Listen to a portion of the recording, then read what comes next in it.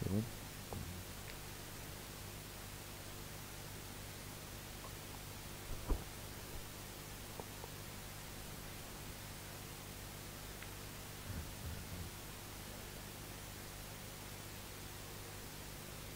بسم اللہ الرحمن الرحیم.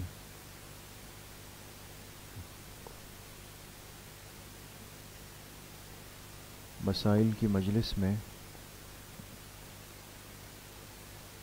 نماز سے متعلق مسائل کا بیان چل رہا ہے، اور گزشتہ ہفتے یہ بات شروع ہوئی کہ اگر امام کی اقتداء میں نماز پڑھی جا رہی ہے تو مقتدی کے لیے کن باتوں کا خیال کرنا ضروری ہے.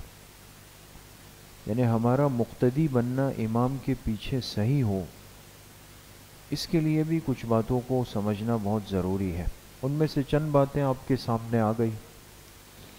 آج کی مجلس میں بھی کچھ باتیں ہیں. ایک مسئلہ یہ ہے کہ مقتدیوں کی نماز صحیح ہونے کے لیے شرط ہے کہ امام کی نماز بھی صحیح ہو. بات سمجھ گئے؟ یعنی اگر کسی وجہ سے امام کی نماز خراب ہو گئی، فاسد ہو گئی، ہو جاتا ہے. مثال کے طور پہ نماز پڑھاتے ہوئے امام صاحب کا وضو ٹوٹ گیا، یا نماز پڑھانے کے بعد انہوں نے دیکھا کہ ان کے کپڑوں پہ تو بڑی مقدار میں خون لگا ہوا تھا،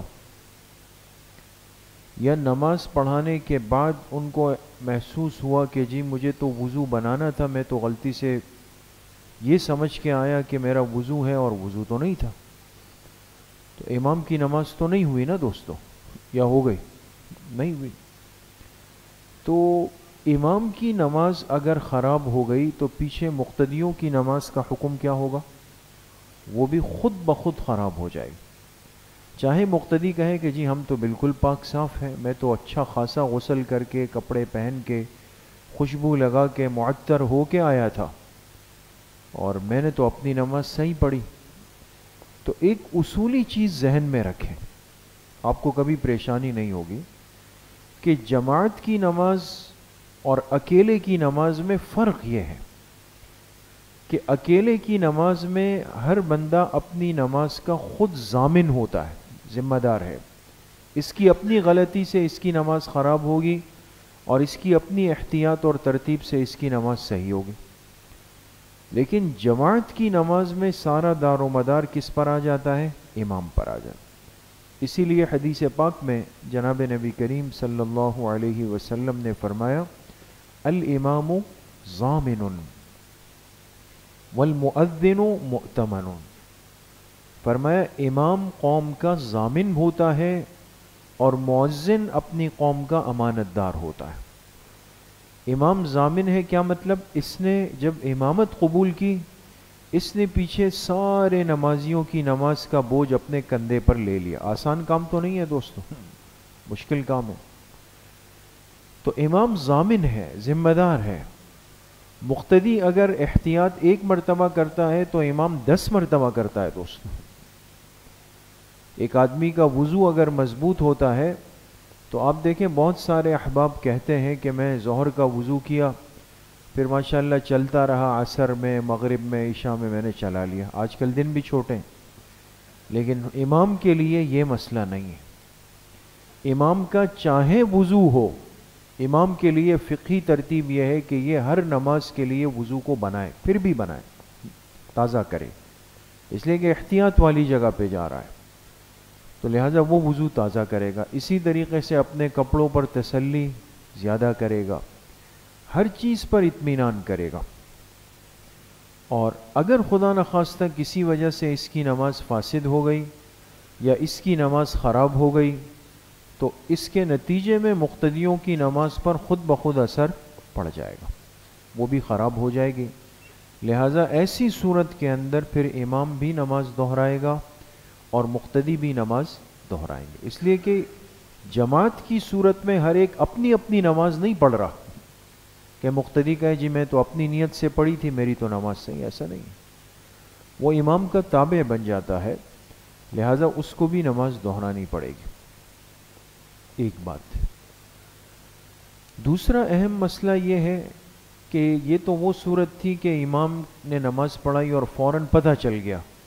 تو آپ نے دیکھا ہوگا اعلان ہو جاتا ہے بھئی ساتھی دوبارہ کھڑے ہو جائیں، کوئی غلطی ہو گئی ہے نماز دوبارہ پڑھ لیتے ہیں نا.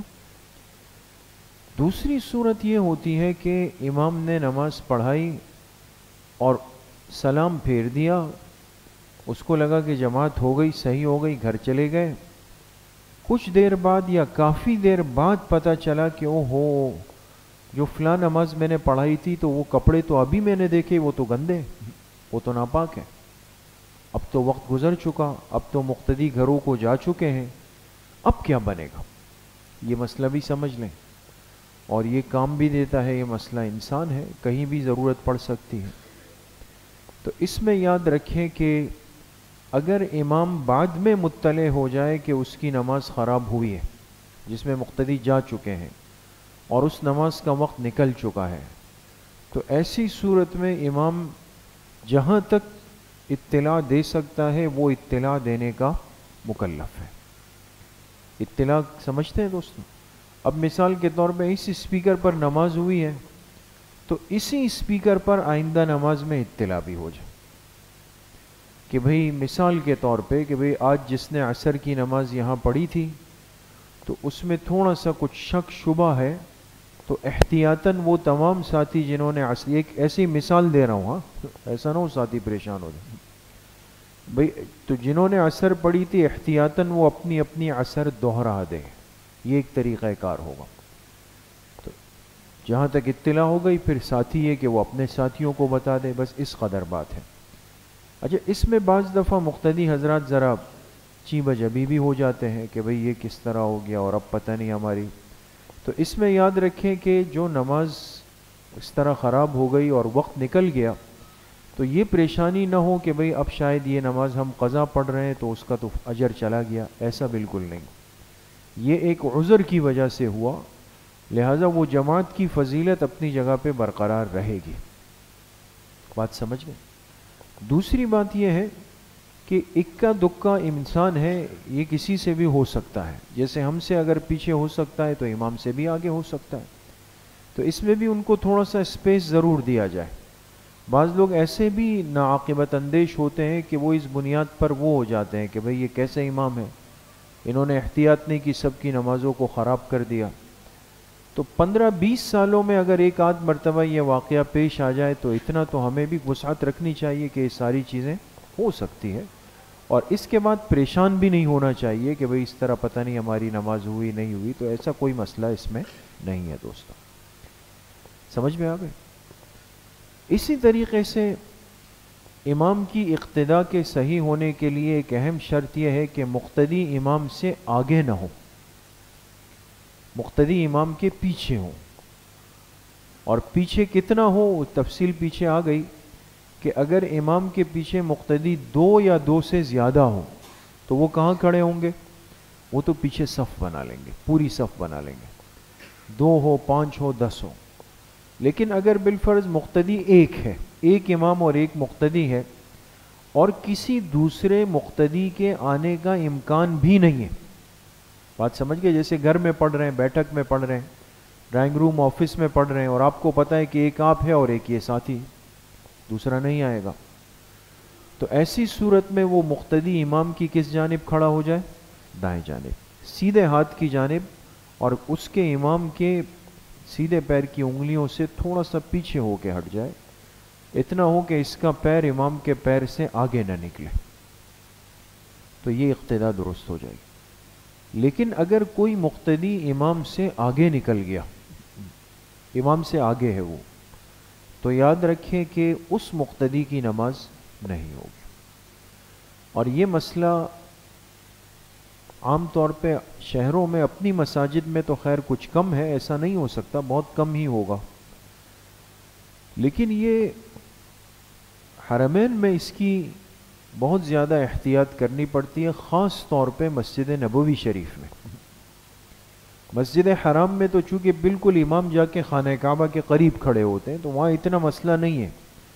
امام کی سمت میں وہ جگہوں کو خالی رکھتے ہیں، تو باقی 3 سمتوں میں آگے آ بھی جائے تو مسئلہ نہیں ہے. لیکن مسجد نبوی شریف میں اب مسئلہ یہ ہے، یہ بات سمجھ لیں تو کام بھی دے گا، آپ کو فائدہ دے گا۔ اب مسجد نبوی میں چاروں اطراف میں ہوٹل بنے ہوئے، عمارتیں بنی ہوئی، ٹھیک ہے۔ اب ایک طبقہ وہ ہے جو پیچھے کی طرف سے آتا ہے، یعنی مین گیٹ سے، جیسے آپ سمجھے آپ کی مسجد ہے اور ہم سب وہیں سے داخل ہو کے پیچھے آئیں گے تو کوئی ٹینشن ہی نہیں، بات سمجھ گئے، اس لیے کہ سب آلریڈی امام کے پیچھے آ رہے ہیں۔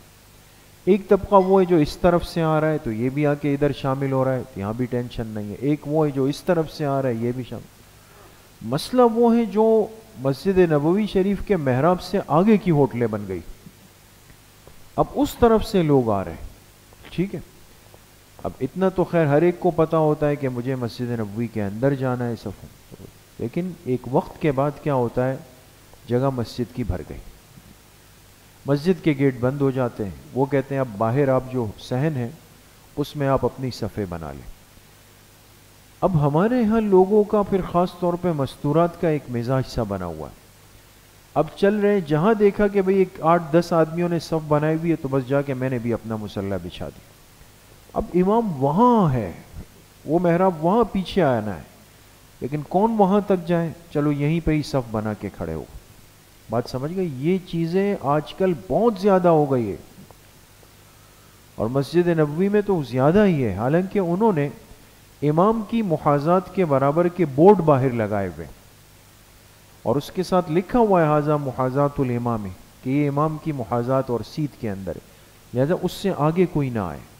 لیکن لوگ ہیں جب دیکھا کہ بھئی آگے تو مسجد کے اندر گنجائش نہیں، اب میں اتنا گھوم کے جاؤں گا، چلو اس کے آگے بن گئے، پھر اس کے آگے بن گئے، پھر اس کے آگے صفیں بن گئی، امام صاحب وہاں رہ گئے اور مقتدی وہاں پہ کھڑے ہوئے آگے، تو یہ تو اقتدا ہی نہیں ہوئی۔ تو لہٰذا ایسی صورت میں جو مسجد نبوی کے امام سے آگے کھڑے ہو جائیں، چاہے مرد ہو چاہے عورتیں ہوں، یاد رکھیں ان کی نماز امام کی اقتدا میں درست نہیں، تو اس کا بہت زیادہ خیال رکھنا چاہیے۔ اس لیے انسان جب وہاں جائے تو وقت سے پہلے نکلے تاکہ سہولت کے ساتھ اس کو امام کے پیچھے صفوں میں ترتیب بنانے میں کوئی مشکل پیش نہ آئے، بات سمجھ گئے۔ اسی طریقے سے ہمارے ہاں یہ معاملہ زیادہ تر پیش آتا ہے کب، عیدین میں، عید الفطر میں، عید الاضحیٰ میں، خاص طور پہ وہ مساجد جہاں باہر روڈوں میں صفیں چلی جاتی ہے یا گراؤنڈ میں عیدین کی نمازیں ہوتی ہیں، اور پھر دور دور اب لیٹ پہنچے، گاڑی سے اتر کے جلدی جلدی مصلی لے کے بھاگ رہے ہیں، دیکھا لوگوں نے صف بنا لی، میں نے بھی بنا لی، اب امام ہے یہاں پیچھے، صفیں یہاں بنا لی آگے، اس سے آگے چلے گئے۔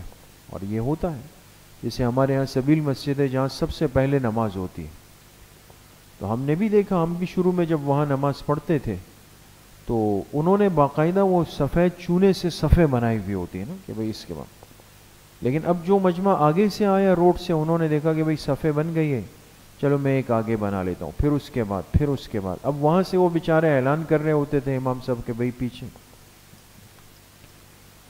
یہ بے احتیاطی مزاج کا حصہ بن رہی ہے دوستوں، اور ان چیزوں کی اہمیت اور وقعت دن بدن دلوں سے نکلتی جا رہی ہے، اور پھر اس پہ مستضاد مصیبت یہ ہے کہ جو ہم بار بار عرض کرتے ہیں کہ ایسے طبقات پیدا ہو گئے ہیں جو ہمیں اپنے دین، اعمال اور ارکان کے اندر بالکل آزاد خیال بنا رہے ہیں۔ وہ کہتے ہیں بھائی یہ چیزیں چھوڑ دو، یہ پرانی باتیں اور پرانے فتووں کی باتیں، آپ اللہ کے لیے کر رہے ہیں نا، آپ کریں، مقصد یہ کہ اللہ کے لیے کر رہے ہیں تو پھر چاہے قبلے کا رخ ہوا نہیں ہوا، آپ وضو پر مطمئن ہے نہیں ہے، آپ کی صف امام کے پیچھے ہے نہیں ہے، آپ کے آگے عورتوں کی صف بن گئی ہے، آپ کی پیچھے بنی ہوئی ہے، کہتے ہیں کوئی ٹینشن نہیں، اللہ کے لیے نماز ہو رہی ہے، بس پڑھ لیں آپ جس طرح بھی پڑھ لیں۔ تو دین کو آسان نہیں کیا، دین سے لاپرواہی مزاج میں ڈال دی، دین کی احتیاط اندر مزاج سے بالکل نکال دی، تو کتنے خطرے کی بات ہے۔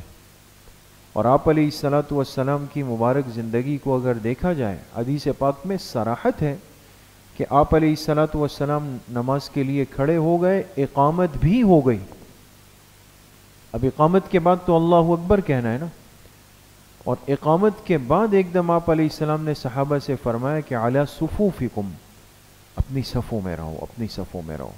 اور پھر صحابہ فرماتے ہیں آپ ایک ایک صف سے گزرتے ہوئے تیزی سے اندر حجرہ مبارکہ میں چلے گئے، اور کچھ دیر کے بعد آپ نکلے، آپ نے وضو غسل تازہ فرمایا ہوا تھا، اور آپ نے آ کے امامت فرمائی، اور پھر بعد میں فرمایا میرے ذہن سے نکل گیا تھا کہ میرے ذمہ غسل ہے، تو میں نے وہ جا کے کیا اور آ کے دوبارہ امامت کرائی۔ تو اگر یہ اس طرح آزاد خیالی کے ساتھ عمل ہوتے تو پھر آپ علیہ الصلاۃ والسلام جو پورا دین امت کے لیے لے کر آئے، اور الدین یسرن فرمایا کہ دین آسان ہے جو میں لے کر آیا ہوں، تو آپ نے کیوں یہ احتیاط فرمائی؟ کیوں جو چیز یاد آئی فوراً جا کے اس کو کیا اور پھر آ کے صف کے اندر کھڑے ہو گئے؟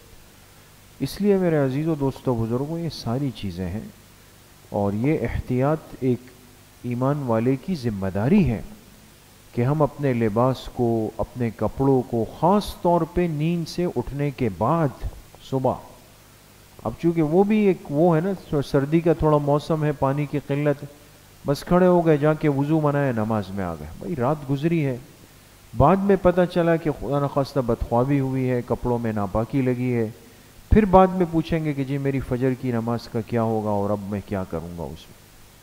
تو یہ ساری احتیاطی چیزیں زندگی سے نکل رہی ہیں۔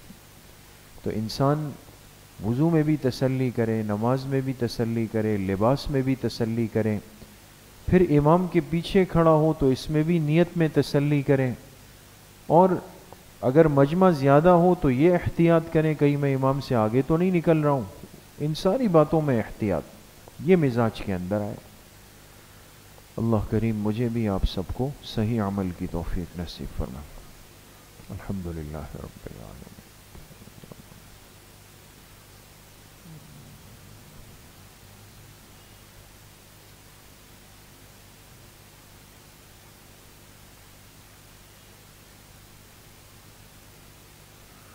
وصلی اللہ وسلم علی نبینا محمد وآلہ واصحابہ اجمعین برحمتہ۔